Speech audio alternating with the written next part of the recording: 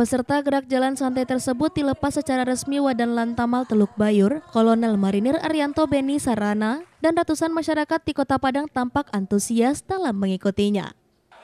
Ketua KONI Sumbar Roni Pahlawan mengatakan, gerak jalan santai tersebut digelar bukan hanya untuk memperingati Haornas, namun untuk menjadi ajang sosialisasi PON di Provinsi Aceh dan Sumatera Utara.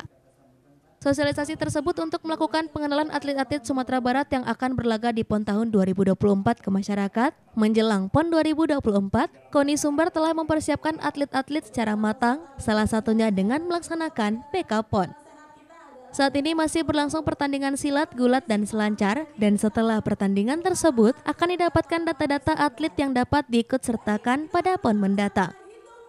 Anggaran pelaksanaan PON belum dapat dipastikan berapa jumlahnya. Pasalnya saat ini jumlah atlet belum terdata berapa banyak yang akan berangkat. Beberapa cabur yang melakukan BK belum semuanya memberikan data yang sudah disahkan oleh masing-masing dari pusat, dan sampai saat ini belum dapat data akurat berapa cabur yang akan diikuti oleh atlet Sumbar pada PON mendatang.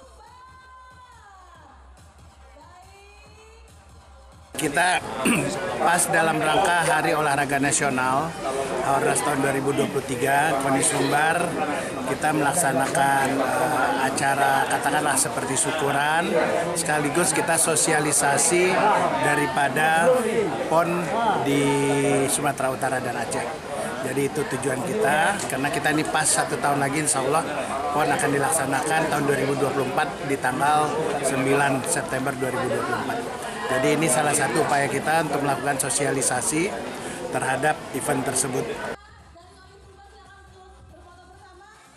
Dari Padang, Sumatera Barat, Tim Liputan iNews melaporkan.